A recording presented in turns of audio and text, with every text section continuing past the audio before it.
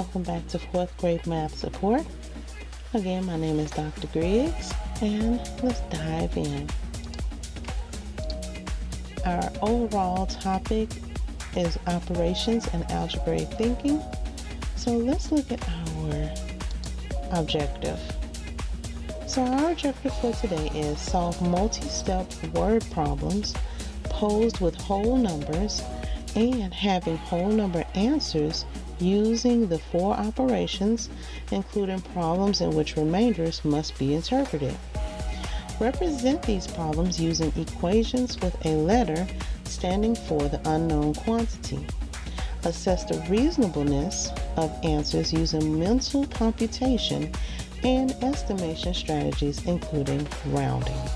So, pretty much we are learning how to break down these word problems that have a lot of steps in them, and you may have to use different operations for different parts of the problem. Let's look at an example. Okay, so our example for today is dealing with school supplies sorting. A classroom received 128 pencils to be sorted into boxes. Each box can hold 12 pencils. How many full boxes can the teacher fill? How many pencils will be left over after filling the boxes? If the teacher wants to give the leftover pencils equally to 4 students, how many pencils will each student get? So, thinking about that, let me get my pen and then let's see if we can figure out how to solve this problem. So, just for making this as simple as possible, we'll skip doing the variables and we will just simply break down this problem to figure out what it's asking and how we can answer each of these 3 questions. So first we have the classroom has 128 pencils and it's going to be sorted into boxes, and each box can hold 12 pencils. So this is important information because it's letting us know our numbers that we're working with, and it's also letting us know what operation we'll be using. Now, when we see each, that is a good indication that we're going to be grouping equally, which is also division.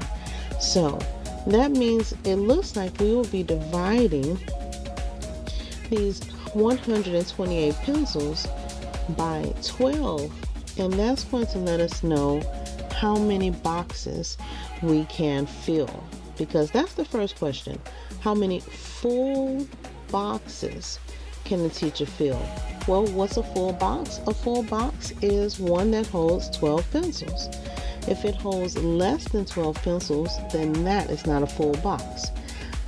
But we'll be addressing that in a later question. So first, let's just figure out how many full boxes we can do.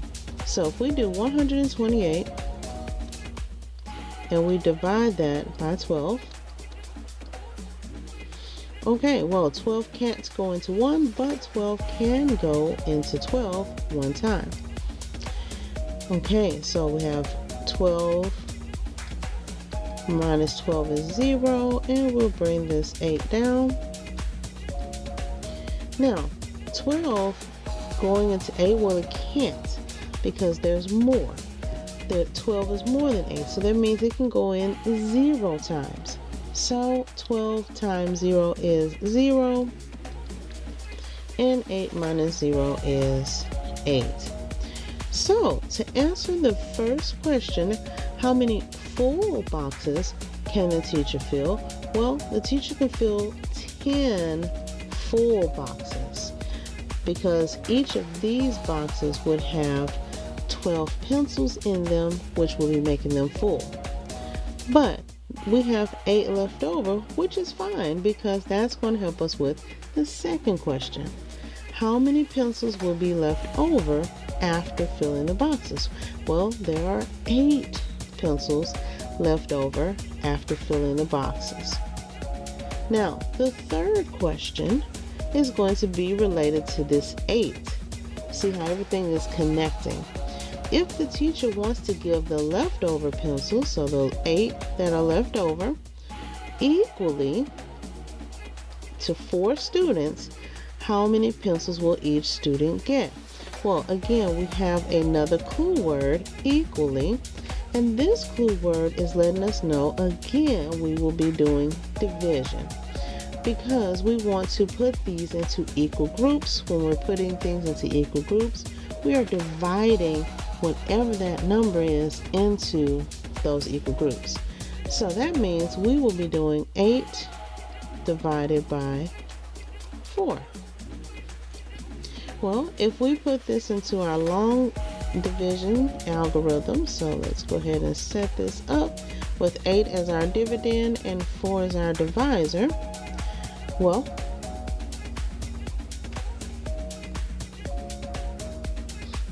okay, we have 4 going to 8. Well, if we look at that, that is B4, 8, it goes 1, 2 times. So 4 can go into 8 2 times. 2 times 4 is 8.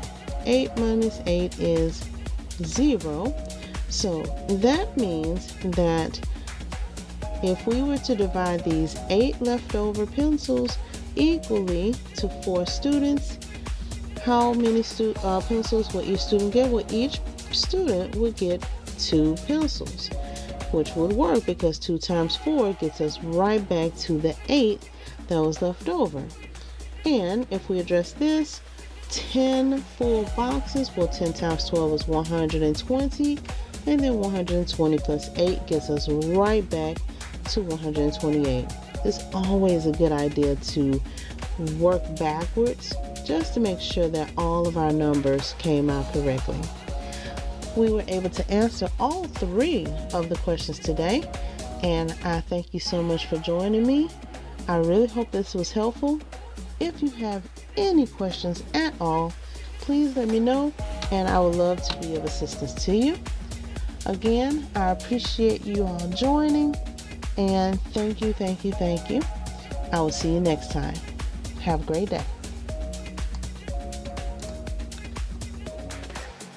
Thank you so much for joining my tutoring session today.